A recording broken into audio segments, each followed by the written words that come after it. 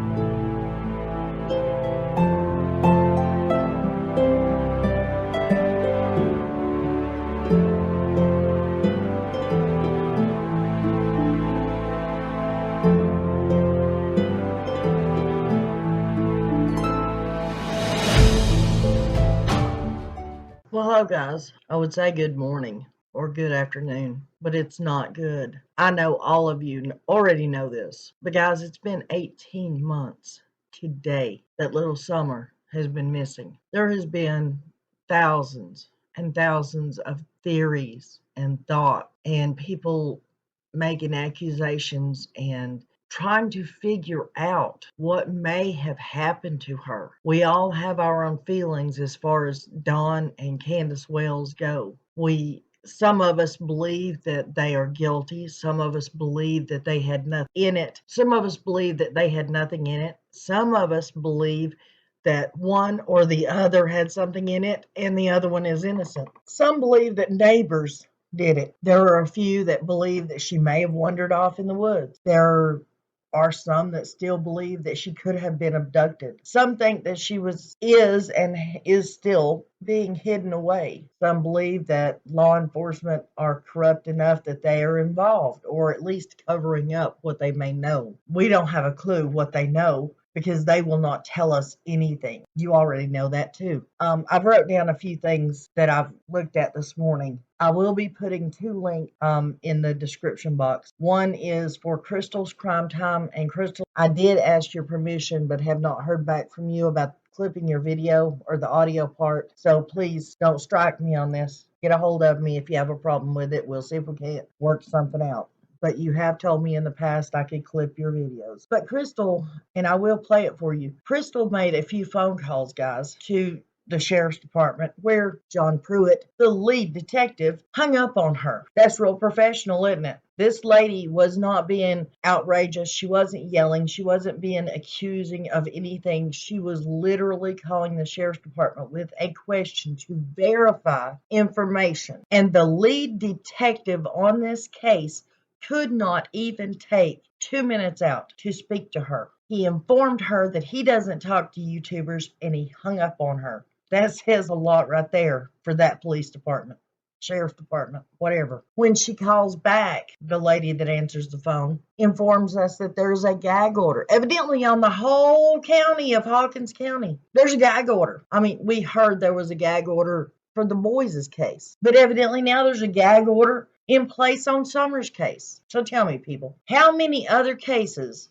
in the United States over the past 100 years have you ever heard tell of that you're not allowed to submit any tips unless you have eyewitness account of it? You're not allowed to go and search for the child. You're not allowed to ask any questions. It boggles my mind. And now there's a gag order where the county cannot even discuss the case with anyone. What is going on?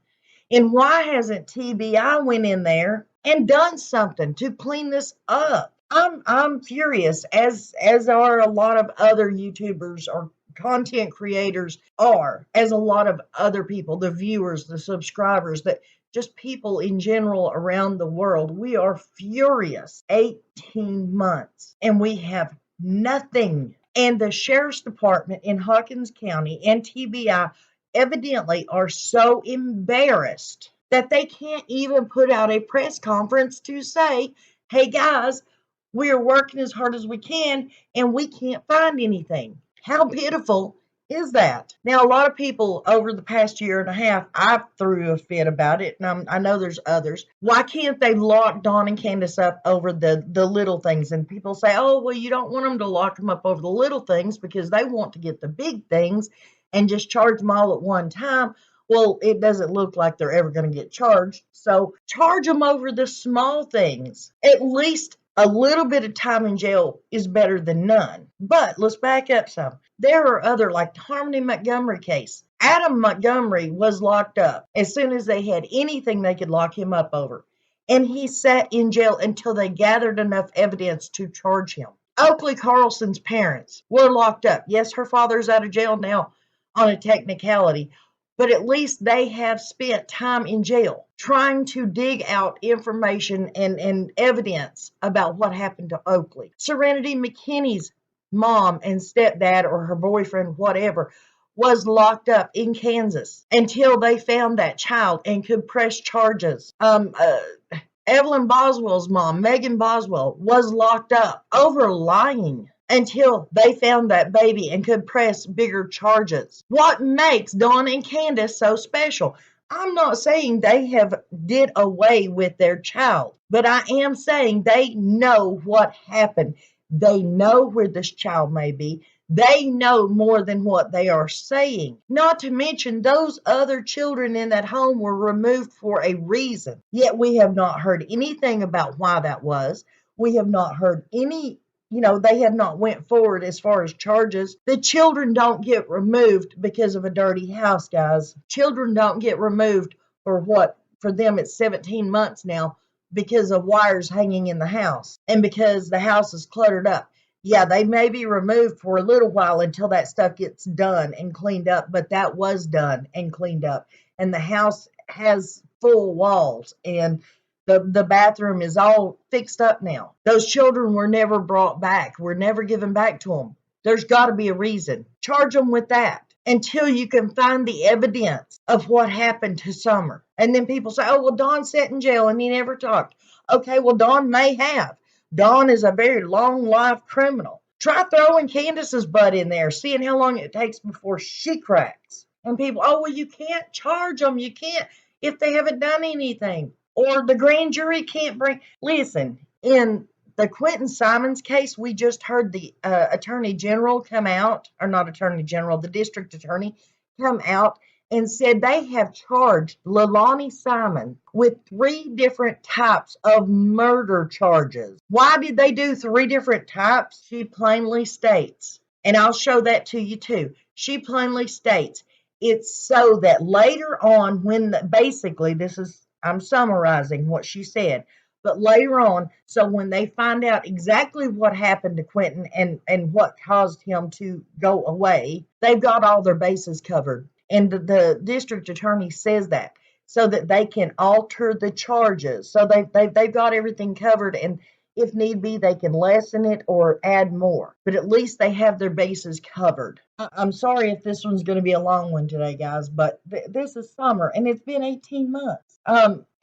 what worries me even more is today on Don B's live, he has made the statement that he's almost positive Dawn and Candace will have the opportunity to get their boys back in 3 months. Well, how can that be when nobody ever knows what they were even taken for? And I have complained all along, who do these people, the law enforcement, TBI, CPS, who do we go to? Who's over their heads? Who are they accountable to? Well, in Crystal's crime time, she talks with the Attorney General's office, and that lady, she asks specifically, what role does the Attorney General have or play in a case like this? And the lady explains, I don't know if everybody understood it, but the lady explains. Basically, the Attorney General's is the attorney for government institutes, which would mean CPS. Now, I will be adding the phone number that Crystal put on her video, and I will be adding the email address. So just like this lady told Crystal, she could email the Attorney General and present any questions or comments that she has. So maybe that's what we all need to do. Contact the Attorney General's office and ask, who is CPS accountable to? I mean, we are the taxpayers. We do have a right to know some of what is going on.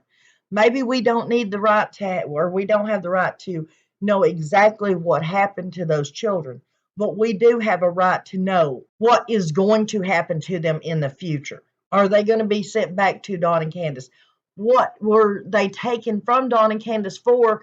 And we should have a right to know if we feel whether they should or should not go back. I mean, think about it, guys. Smiley's World put out on her community tab yesterday, I believe it was yesterday, about a woman in Rogersville whose children, she got charged with neglect and abuse because these children were eat up with bug bites and they had diaper rashes and excrement on their bodies and they were dirty. Okay, well, first of all, I can tell you, I have 2 different grandchildren who are highly allergic to insect bites, period.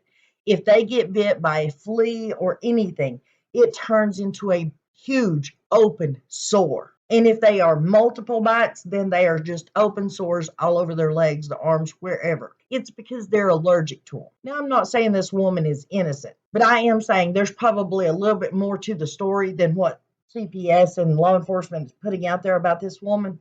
But needless to say, this all happened on May 13th of this year. December the 5th, they handed down an indictment from the grand jury to put this woman in jail to remove her children, which I'm sure they were already removed, and she was already in jail. But they handed down indictments on this woman because her children had bug bites and they were dirty and had diaper rashes. Yet we have Dawn and Candace sitting over here with a 5-year-old, 6 now, who is missing, has been missing for 18 months, 3 other children who were removed from the home and put in DCS custody and have been there for 17 months. And these people still have not caught the first charge. What is up? I'm so agitated, and I know I go off. It's because I get passionate and I get agitated, guys. But it just blows my mind. This woman that was charged the other day over bug bites and diaper rashes and dirt is getting more time in jail than Summer disappearing, and then whatever may have happened to the boys, and those parents are getting nothing. Not even a slap on the wrist. They don't even have to go in and show up in court to answer to anything. Like I said, I'm going to play the clips for you so that nobody can say I don't know what I'm talking about. I'm going to put up the phone number for the Attorney General's office. I'm also going to put up the email address for the Attorney General's office. And folks, if you want to know who CPS is accountable to, or you want questions answered that CPS has a gag order and can't answer us, or that the Hawkins County Sheriff's Department has a gag order and can't answer us, get a hold of the Attorney General's office. The woman plainly states they are the attorney for all government offices. Pray for the kids. Pray for this case. Pray for little Summer to get justice. And I'll see you on the next video.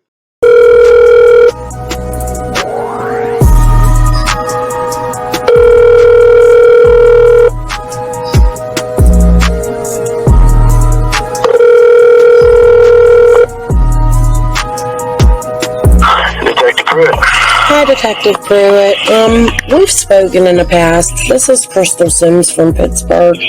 I have the YouTube Crystal's Crime Time. I'm not calling to ask crazy questions or scream or any of that crazy stuff, but I do have a question for you. Last night... We don't speak with YouTube reporters. Thank you for your... Oh, wait, 1 second, please, sir, please. Sheriff's office. Yeah, I called a little bit ago and asked to speak to Detective Pruitt. He had hung up on me. Is there a way I can speak with Ronnie Lawson or even ask you just a simple question? Okay, what's the question? Well, first let me tell you, I am a YouTube creator. I am recording this, and I am not trying no trickery or to yell or scream or make an ass out of anybody, okay? Actually, I'm trying to curb the speculation and stop the rumor mill because I feel it's wrong too. But my question is... That's not a possibility. Well, I can try, right? But my question to you was, last night I had called the sheriff's office. I believe I got dispatch. I don't know if you guys are just not open on the weekends or at night, whatever. But when I was speaking to the guy to ask a question about Kingsport, I wanted to ask a question about the Hawkins County line. And before I could even get it out, the guy blurted out that you guys are no longer investigating and now it's just TBI. Can I ask if there's any truth to that? Ma'am, we are under a gag order. I cannot give you any information. Okay, that's good to know you confirmed the gag order. Thank you. Whenever his assistants check the email, they'll be able to point you in the right direction. Okay, that sounds good. It's I'm going to give you that email, and it's TN ATTY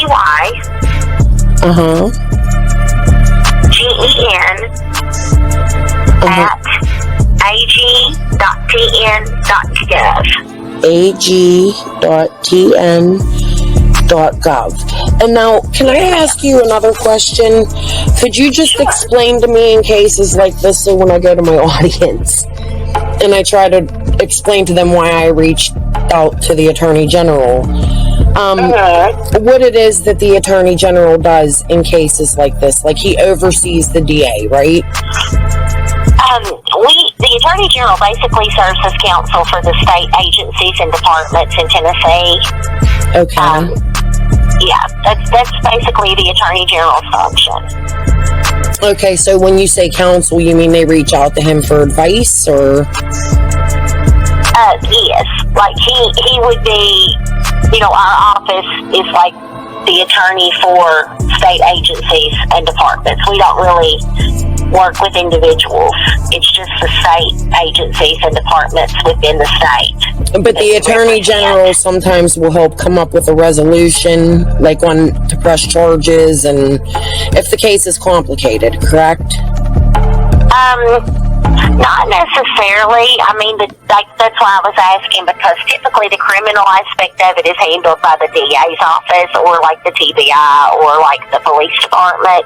Right. This case is just, it's gotten so out of hand, Yeah. Like, it's so widespread, and the rumors are so bad, like the bullying online and the... Right. The sworn and impaneled members of our Chatham County Grand Jury returned a 19-count indictment against the mother of Quentin Simon, that is defendant Leilani Simon. Defendant Simon is charged in the indictment with 1 count of malice murder for the intentional killing or death of her son, Quentin Simon. She is also charged in counts 2 and 3 with felony murder in the death of her son. It's a separate legal matter. I'm not at liberty to discuss that at this time. In your course of prosecution here, you have 3 murder charges for 1 victim. Can you talk about it, just explain to the general public why that happens, the difference in malice murder and the 2 counts of felony murder? Prosecutors often develop different theories of a case and how a murder may or may not have occurred. It is not uncommon for us in murder cases, and you'll see this in our other indictments, to charge murder in a number of different ways. And as I said, as the evidence continues to evolve in this case, and we get closer to trial, should we get there, we'll have more information about if any additional murder charges need to be filed or if they need to be changed in any way. You say you're still gathering evidence. Talk about the confidence.